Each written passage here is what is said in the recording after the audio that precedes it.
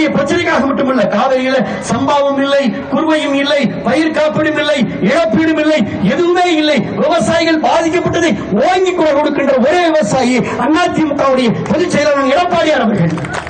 நான் அன்போடு சொல்லிக்கொள்ள கடமைப்பட்டிருக்கின்றேன். இது அதிமுகவுடைய அமைதியான ஆர்ப்பாட்டம், அதிமுக ஓங்கி குரல் கொடுக்கின்ற அழுத்தமான ஆர்ப்பாட்டம், எஸ்டிபிஜியை துணை நிற்கின்ற ஆர்ப்பாட்டம்.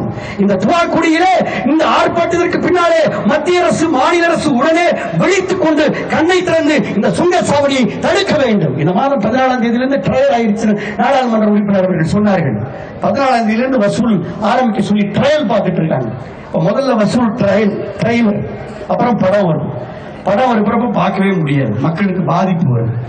யானை வரும் பின்னே மணி, நோசை வரும் முன்னே என்ற மாதிரி 14ஆம் தேதியே இப்பொழுது ட்ரையல் ஆரம்பித்து விட்டார்கள். ஆக இந்த சுங்கச்சாவடி அதிமுகவுடைய போராட்டத்திற்கு பிறகு மத்திய அரசு இதை வெடித்துக் கொண்டு, நிதின் கட்காரி அவர்கள் உடனடியாக இதை கவனத்தில் எடுத்துக்கொண்டு ஏற்கனவே அந்த ஆணையத்திற்கு கடிதத்தை எழுதியிருக்கிறார் அன்பு சகோதரர் குமார் அவர்கள். மத்திய அமைச்சருக்கு கடிதத்தை எழுதியிருக்கிறார் அன்பு சகோதரர் குமார் அவர்கள். இங்கே அதே போல மாவட்ட ஆட்சித்தலைவருக்கு எழுதியிருக்கிறார். ஆகிய இந்த கடிதங்களை வைத்துக் கொண்டு அதிமுகவுடைய இந்த போர் குரலை மனதிலே தாங்கிக் கொண்டு துவாக்குடியிலே இந்த சுங்கச்சாவடி அகற்ற வேண்டும் என்று அதிமுக ஓங்கி குரல் கொடுக்கிறது. நீங்க எண்ணி பார்க்க வேண்டும்.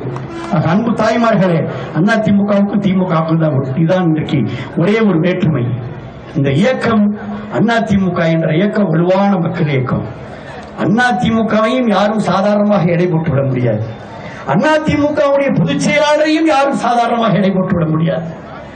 மிகுந்த வலுவோடு முன்வைத்த காலை பின்வைக்க எந்த காலத்திலும் பின்வைக்காமல் அழுத்தம் நிறுத்தமாக கோஹெட் என்று சொல்வார்களே, நிமிர்ந்த நல்லடையை நேர்கொண்ட பார்வை, நிலத்திலே யாருக்கும் அஞ்சா நஞ்சம் என்று எதிர்நீச்சல் போடுகின்ற இயக்கம் அதிமுகவுடைய இயக்கம். நாளை ஆளுங்கட்சி அதிமுக கண்டிப்பா வரும். திருச்சியில எல்லா தொகுதியிலும் வெற்றி பெறும், மாற்றம் இல்லை.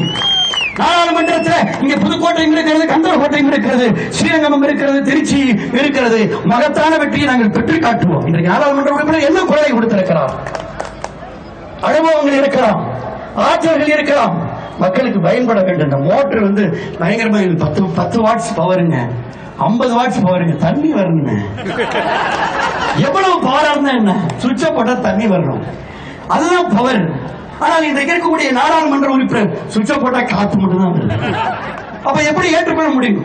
பயிர் நாட்டுக்கு உயிர், தண்ணீர் தான் பயிர் வளரும். வரப்புயர நீர் உயரும், நீர் உயர நெல் உயரும், நெல் உயர குடி உயரும், குடி உயர கோமான் உயர்வான் என்று இன்றைக்கு சொல்லி இருக்கிறார்களே.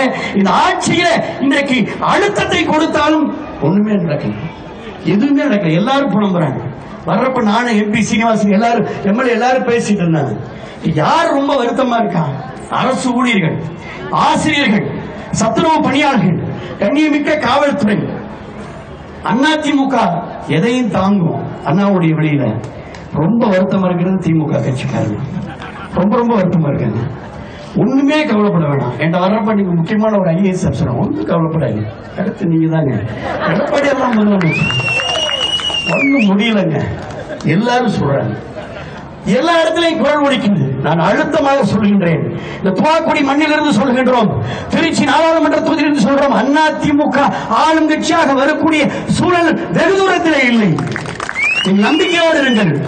இங்க திருச்சி மாவட்டத்தில், இங்க மாநகர் மாவட்டத்தில் அன்பு சொல்ற சீனிவாசன் இருக்கிறார், புறநகர் மாவட்டத்தில் மரியாதைக்குரிய குமார் இருக்கிறார். நான் அழுத்தம் நிறுத்தமாக சொல்லுகின்றேன், அதிமுக ஆளும் கட்சியாக ஒரு மிகப்பெரிய எதிர்காலம் அதிமுக ஆட்சிக்கு மட்டுமல்ல, கற்பகத்தர் நிழலாக, மழைக்கு குடையாக, வெயிலுக்கு நிழலாக இருக்கக்கூடிய ஒரே இயக்கம் அதிமுக இயக்கம் மட்டுமே.